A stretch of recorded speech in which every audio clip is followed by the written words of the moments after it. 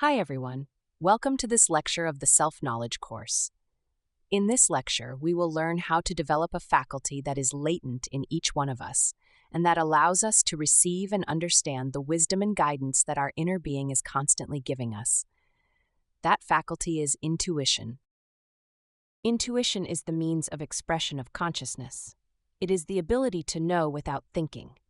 When we learn to silence our mind, we can get to know everything, because we can connect directly with the Father, who is wisdom, who has his seat in the superior intellectual center at the level of the pineal gland.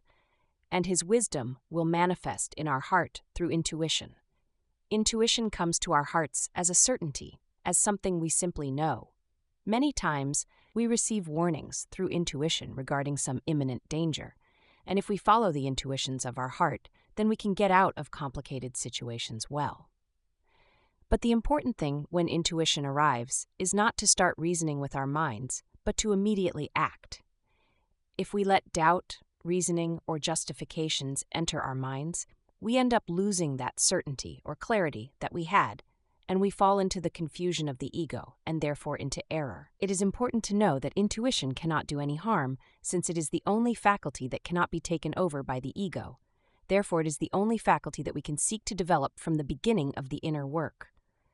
The other faculties, such as clairvoyance, clairaudience, telepathy, etc., are faculties that if we develop them in the current egoic state in which we find ourselves, they will be managed by our psychological defects, and therefore can lead us to make serious mistakes.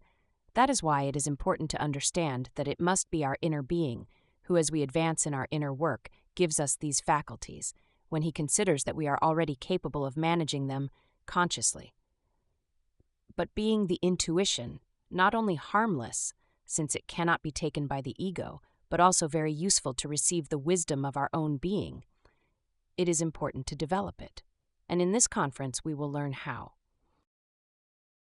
First, let's talk a little about what intuition is for. The development of our intuition brings us benefits both physically and internally. On the physical plane, it will be of great help to us when we have to make a decision.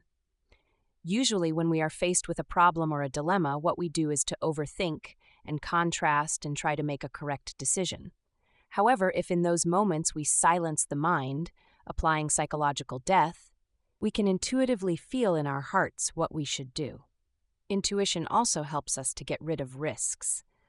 For example, when we intend to take a certain path and we feel a blow in our hearts that makes us feel that we should not take this path, this is the intuition that alerts us. Through intuition, we can locate ourselves when we are in an unknown place.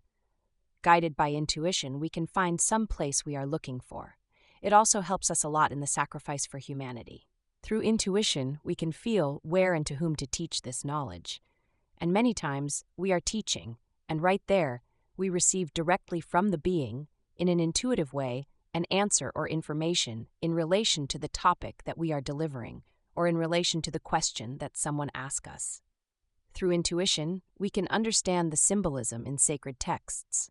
So it is essential when we understand the need to stop reading sacred texts as dead letters. And it helps us understand clearly the different phenomena that manifest in the physical world. In the internal worlds, it will also be of great help to us to develop intuition, since intuition allows us to interpret the symbolic language with which they speak to us in the astral world. Therefore, we will be able to interpret very clearly and even right there. During the astral experience, we will be able to understand the meaning of the symbolism that they show us. But also in reflective meditation, the development of intuition is very useful to us, since it will allow us to understand our psychological defects in greater depth, and to be able to intuit the relationships that exist between some psychological defects and others. Through intuition, we can realize when recurrences come to us, and we can transcend them. These are just some of the benefits of developing intuition, as it really helps us with many things, having that constant access to the wisdom of consciousness. Now, it is important to differentiate between intuition, hunch, and feeling, or presentiment. The hunch is rather an instinctive call, more developed in people who have greater contact with nature, and who feel instinctively, for example, when there will be bad or good weather, or when a person or animal is going to get sick, etc. The hunch comes from that learning that through experience was recorded in our instinct during our passage through the different kingdoms of nature. But it will never be as precise as the information we can receive from consciousness. The feeling is emotional. Through a feeling or presentiment, we can feel that something is going to happen. But since our emotion is invaded by many psychological defects, there is no certainty in the presentiment. There is usually doubt, anguish, concern, uncertainty included in that feeling. Intuition, on the other hand, is that certainty that we receive as an intuitive knock in our heart. So, let's see how we can develop intuition. Intuition is developed through the practice of the 3 factors of consciousness revolution. The practice of psychological death will allow us to free and silence our mind, which is what constantly blocks our access to the wisdom of our inner being.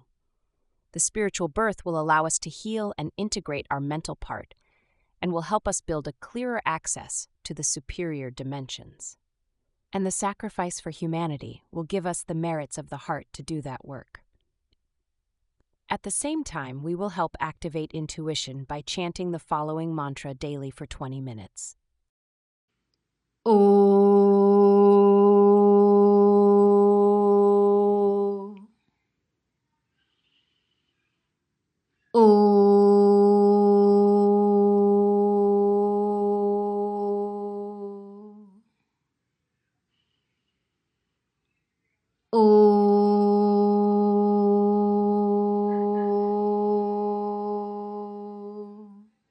While we chant this mantra, we can imagine the heart chakra, which is a disc with 12 petals. Here you can have an idea of what that chakra looks like. You imagine it in front of you at heart level, and imagine how, while you chant the mantra, it turns in the direction in which the hands of the clock turn, as if you were looking at it in front of you. You imagine how that disc is turning with its 12 petals. This simple practice is very helpful to develop intuition. The important thing is to practice it. Since this knowledge only as a theory doesn't work, we need to put it into practice so that it becomes a wisdom in us. And, well, this is Conference 20 of Phase B. In the next conference, the 21st, we will speak about the intimate Christ and the death of the causal selves. A very important conference that will help us understand why it is so necessary to take the direct path and allow the Christ to be born in our hearts. Thank you very much. See you next time.